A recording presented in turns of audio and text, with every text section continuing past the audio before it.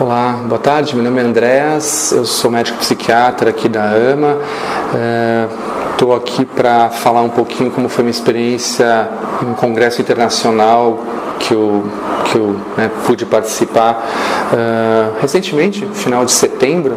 Foi um congresso da WPA, que é a Associação Mundial de Psiquiatria, que é, na verdade, a maior associação de psiquiatria, né, do mundo. Ela agrega as associações nacionais, né, de vários países, inclusive a Associação Brasileira de Psiquiatria. É um congresso que eu nunca tinha tido oportunidade de comparecer antes, então foi bem interessante. Os congressos da WPA, eles são conhecidos por serem um pouco diferentes dos congressos típicos ou tradicionais de psiquiatria, como o Congresso Brasileiro de Psiquiatria, que tem todo ano no Brasil, em diferentes cidades, e o Congresso da Associação Americana de Psiquiatria, que obviamente é nos Estados Unidos, que é o maior, na verdade, do mundo, o segundo maior do Congresso Brasileiro, o terceiro maior em tamanho, em número de participantes, é esse que eu vou falar hoje, mas diferente desses outros dois que eu falei, o da WPA não se foca tanto na questão da medicação. Os congressos aqui no Brasil, nos Estados Unidos, não falam só sobre isso, mas o tema principal é de medicações, protocolos para tratamento medicamentoso de problemas psiquiátricos, outras opções de tratamento biológico, que é importante para um psiquiatra. Um psiquiatra acho que tem que estar antenado, tem que estar atualizado com isso, até porque a gente prescreve medicações, a gente diagnostica condições e verifica se elas são passíveis de um tratamento ou não. Você está atualizado com as opções mais atuais no arsenal medicamentoso é importante, mas a psiquiatria não se reduz a isso, né? Então é muito interessante poder participar de um congresso que se foca em outras questões, que a questão da medicação fica em segundo plano, né? Eu vou até ler, traduzir, enfim, ao mesmo tempo, tá em inglês,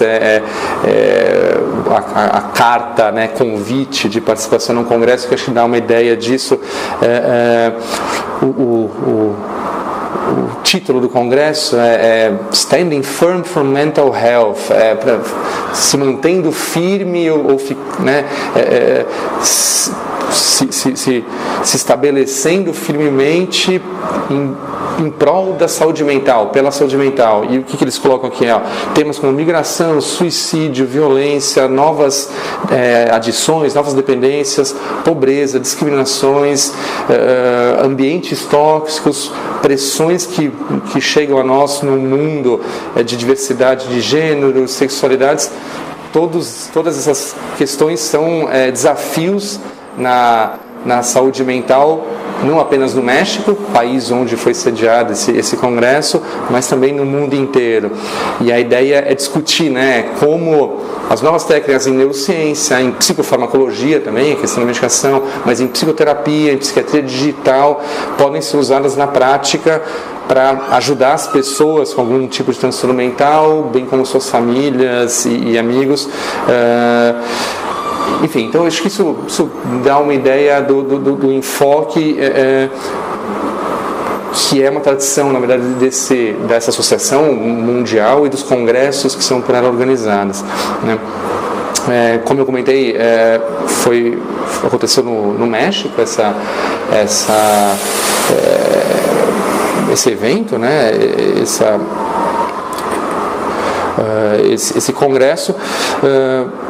É uma situação complicada, porque eu nunca tiro para o México também, então é difícil, às vezes você também quer ver o congresso, conhecer as coisas, participar, mas também você está num país diferente, rico culturalmente, e acho que o interessante de ir em congresso é também você poder dosar isso. E acho que até a ideia do próprio congresso leva isso em consideração, né? Fala muito, né, de cultura. Então até o próprio congresso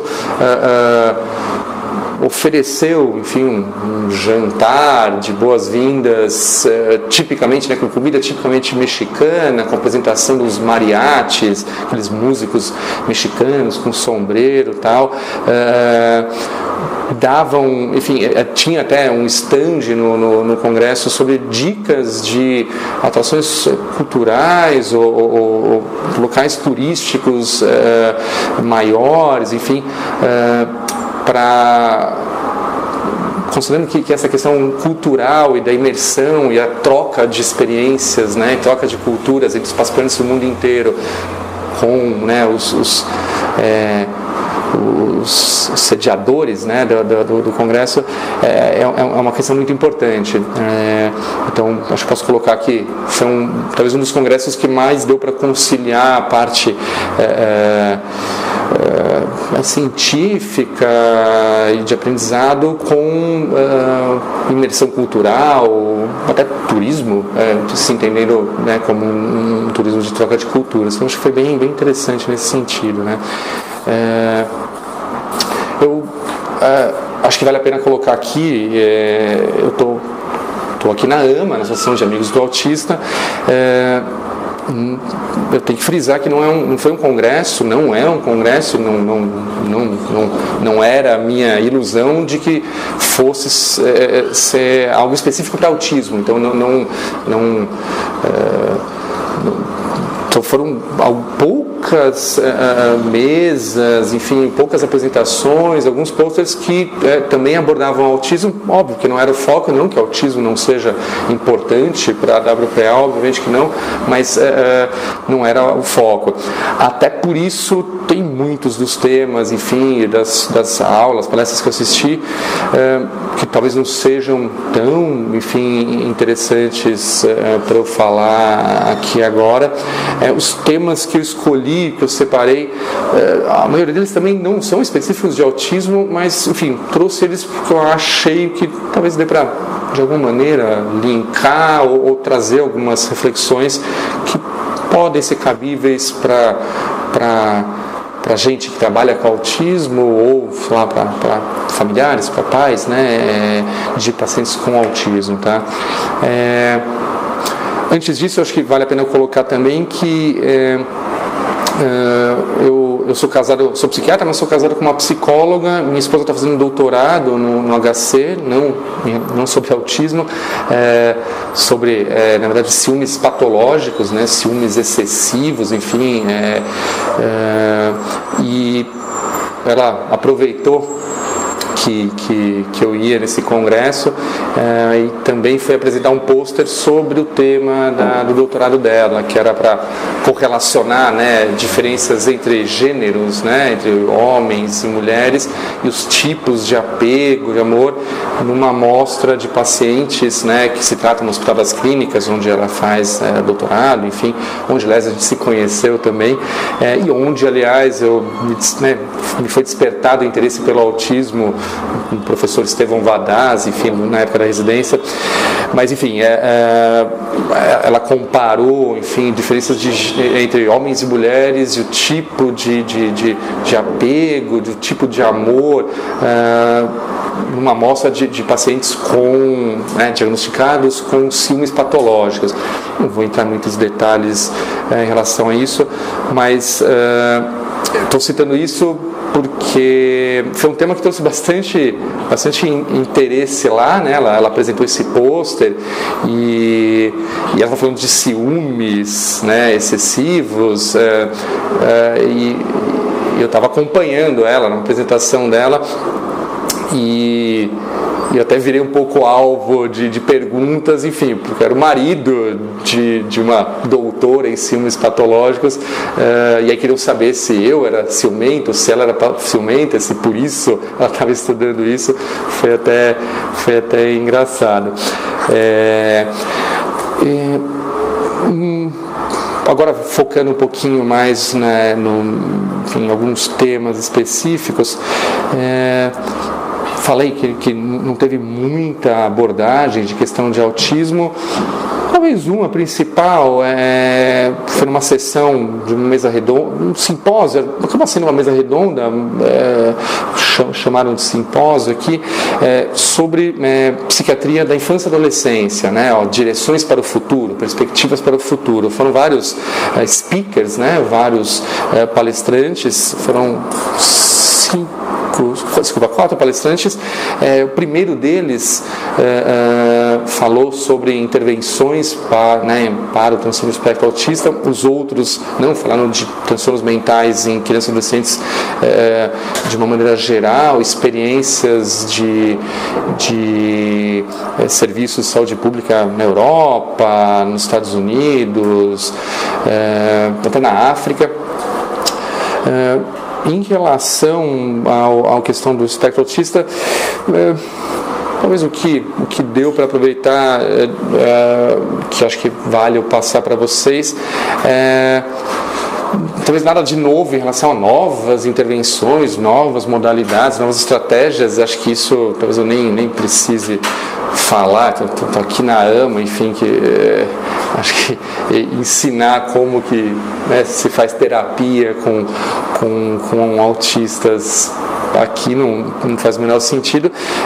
Acho que um ponto interessante que tanto nessa palestra sobre autismo quanto nas outras de saúde mental em geral, se trabalha muito com a questão do diagnóstico precoce. Em autismo, né, a gente fala muito, se trabalha muito quanto antes você identificar ou um diagnóstico, ou você identificar fatores de risco ou sintomas ou traços muito sugestivos da possibilidade do autismo. Se trabalhar com intervenção precoce é algo que assim, mundialmente se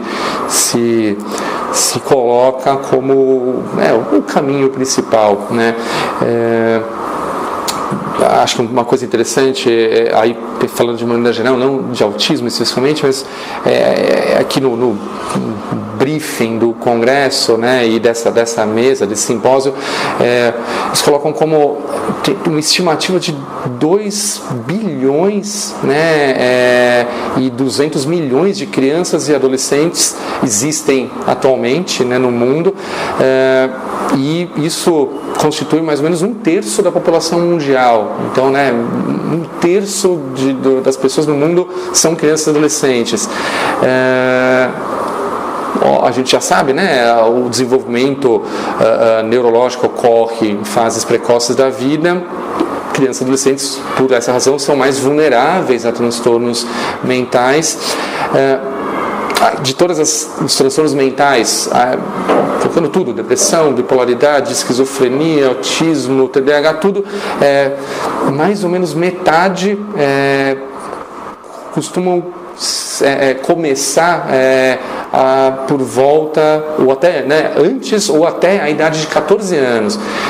Então, transtornos que normalmente são diagnosticados ou são percebidos pelos próprios pacientes na idade adulta, muitas vezes começam, né, sua sintomatologia antes. Então eles colocam aqui, né, os estudos de epidemiologia estabelecem isso. Isso é um pouco que a gente vê na prática em consultório também.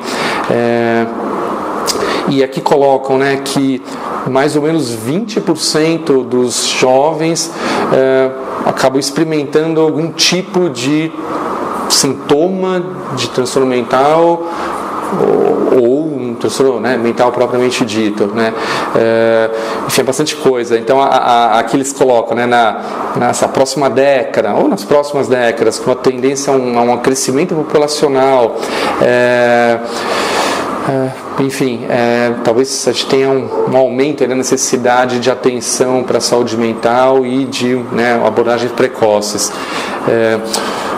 Enfim, acho que esse é um ponto que é interessante. Nessa mesa redonda foi citado, né, a questão do diagnóstico precoce, como eu falei para vocês, e se trouxe a ideia da aplicação não no consultório do psiquiatra, enfim, que quando às vezes chega no psiquiatra é quando a coisa, enfim, já está definida, ou seja, tem assim, um impacto grande tanto no sofrimento pessoal quanto na funcionalidade do dia a dia daquela pessoa, mas a ideia de aplicação de escalas ou de estratégias de rastreamento de indícios que possam sugerir transtornos mentais por pediatras. Então, por exemplo, aquele pediatra que acompanha a criança desde o nascimento, a puericultura, vê se está crescendo na medida certa, se está ganhando peso na medida certa,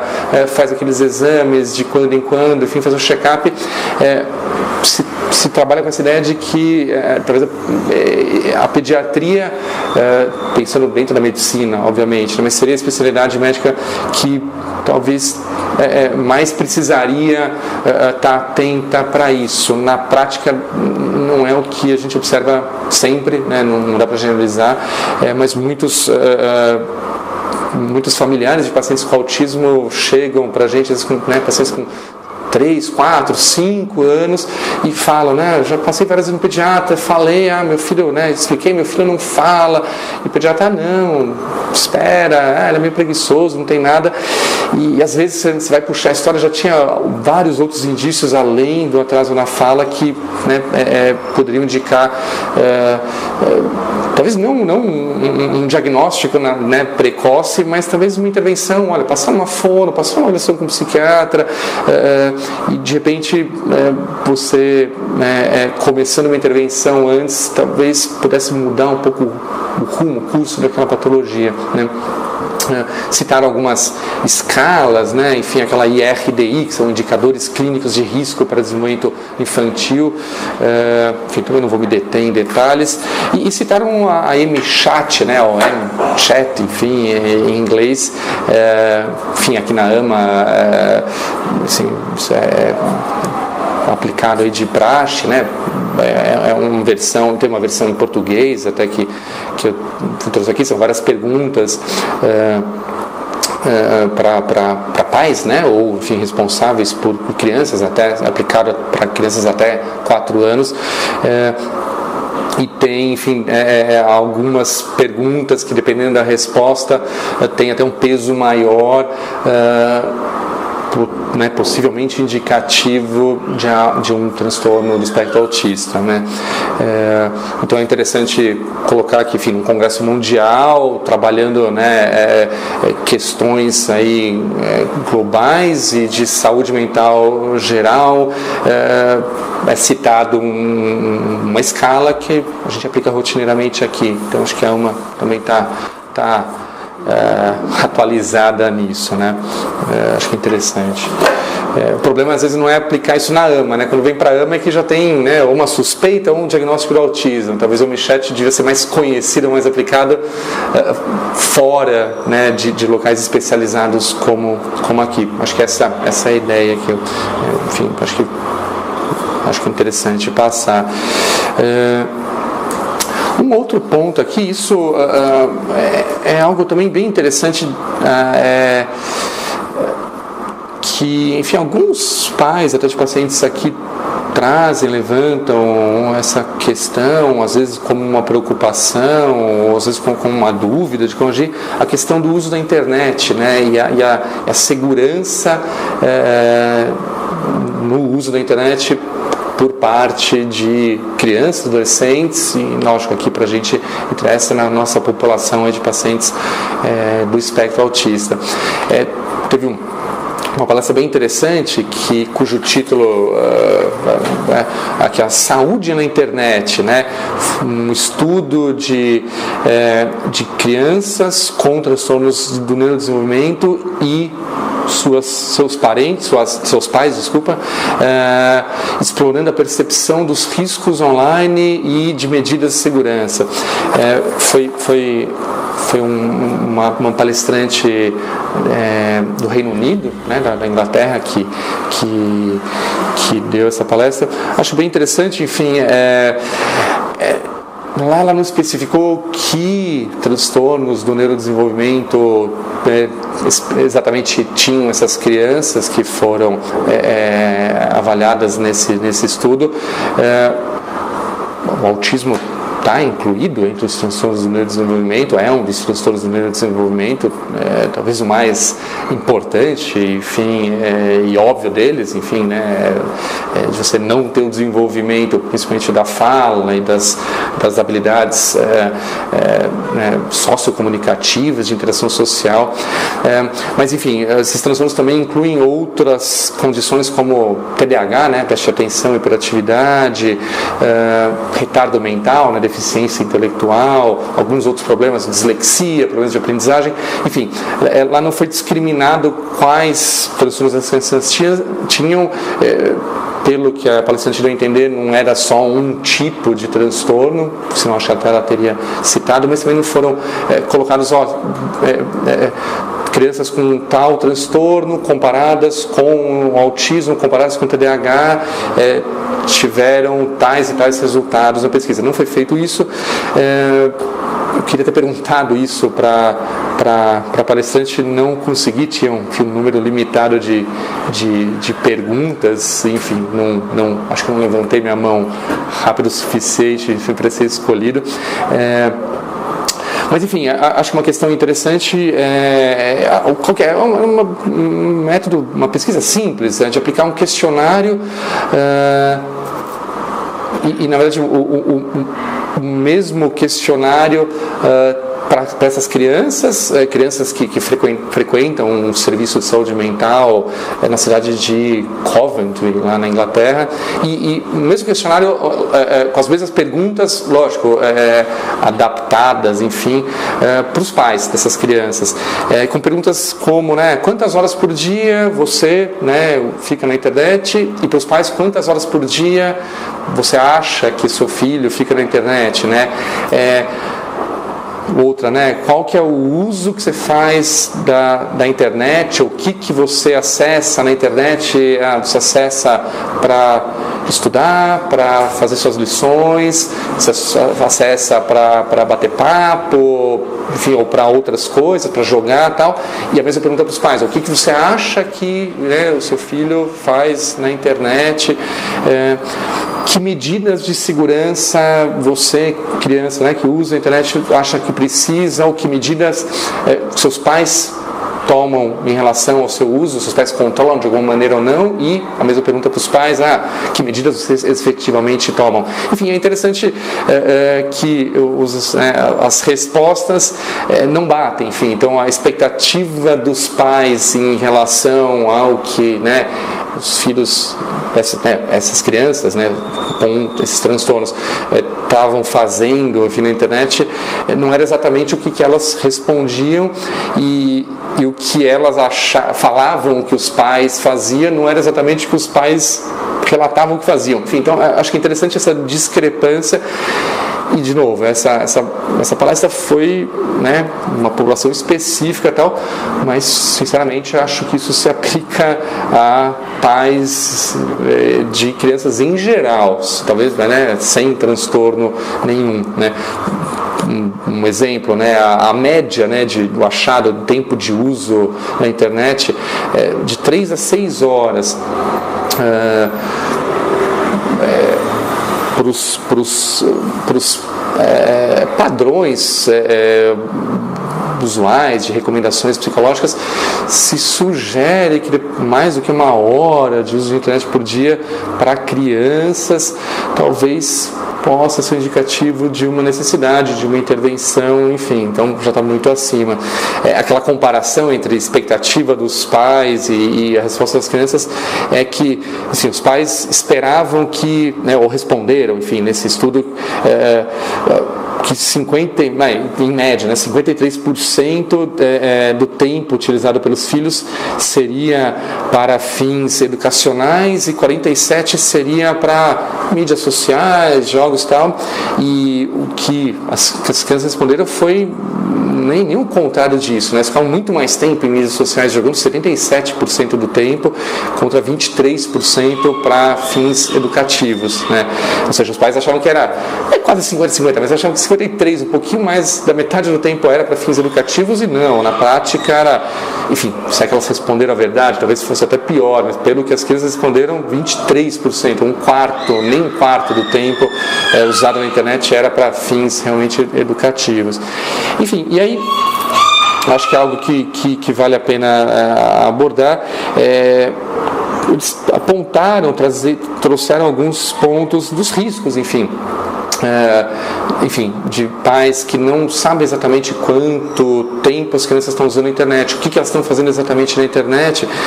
Isso pode aumentar o risco de, enfim, essas crianças serem vítimas do chamado cyberbullying, né, de provocações, gozações ou ameaças como bullying, enfim, que acontece no ambiente escolar, classicamente, mas enfim, o ambiente da internet é muito mas favorável para esse tipo de situação, né?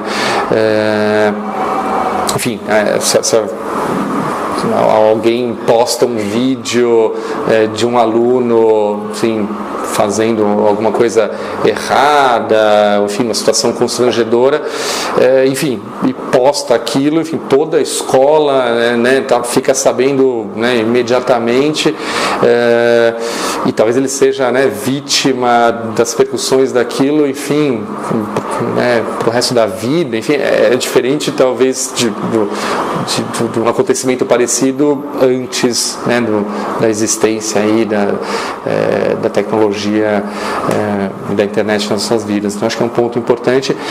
Eles abordaram também a questão de você, da criança poder receber material inapropriado, ou de enviar ou compartilhar material inapropriado para a idade, enfim, pornografia, questão de violência, questão de drogas, tal. Questão também de dependência de internet, enfim, de um uso excessivo, com uma implicação depois funcional, então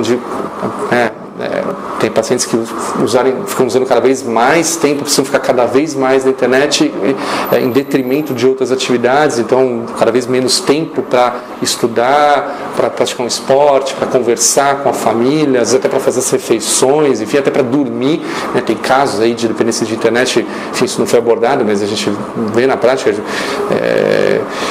principalmente adolescentes que viram à noite, enfim, jogando, ou deixam de comer, viram à noite, eu falei, viram noites, enfim, eu já vi pacientes ficarem, né, 3 noites seguidas jogando e não comendo, e se alguém tentava impedir ou tentava desligar, enfim, a internet, de se tornar até agressivos, enfim. Enfim, então o ponto que eu acho que é legal colocar acho que vale a pena ter uma noção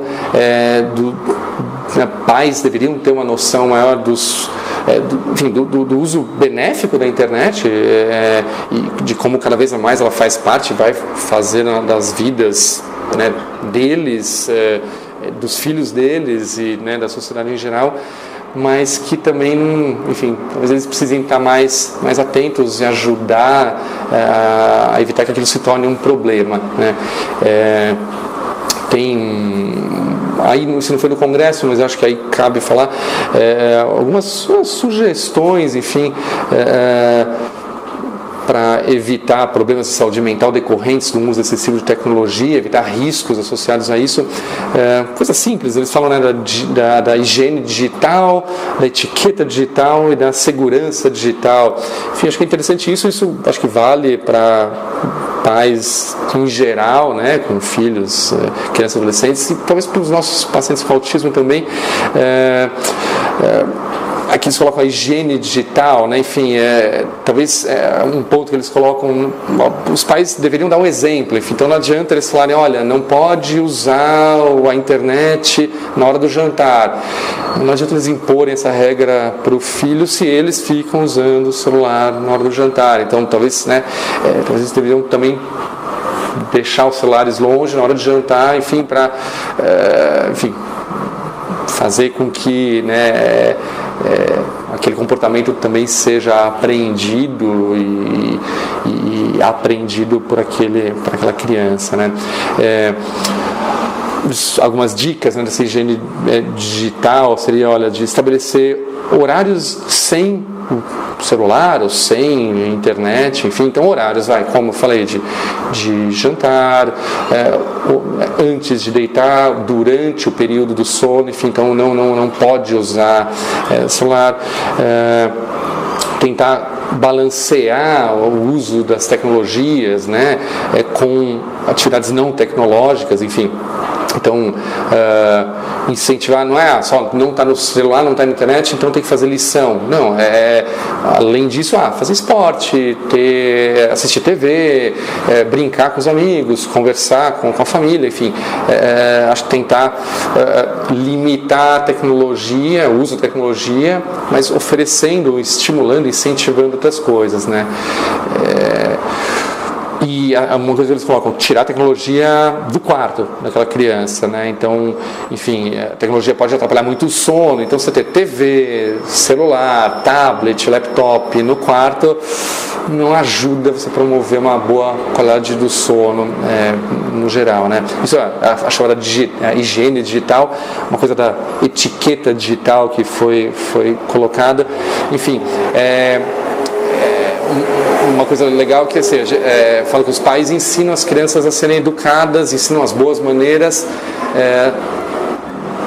nas relações pessoais, né, face a face, enfim, você tem que falar bom dia, você tem que cumprimentar, né, os pacientes, né, dá a mão para o doutor, enfim, mas muitos pais esquecem que essa etiqueta, enfim, essas regras, essas maneiras básicas de educação também valem, né, na internet e sim, isso precisa ser incentivado para crianças, adolescentes, principalmente aquelas com transtorno mental,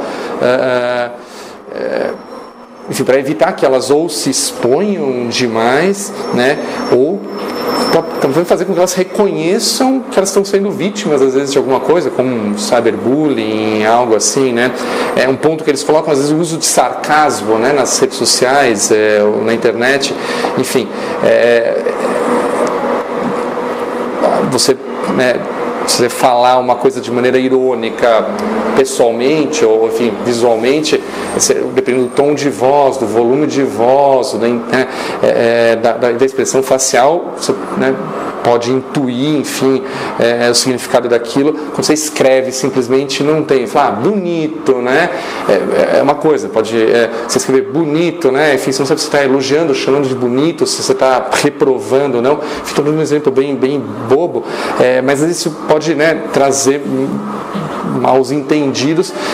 E falando, nossa população, pacientes com transtorno espectro autista, que tem essa dificuldade de leitura do outro, de entender, né, se colocar no lugar do outro, entender, às vezes, uma expressão, uma entonação, uma metáfora, um jogo de palavras, um ditado, enfim, ler nas entrelinhas, isso talvez fique mais importante. Então,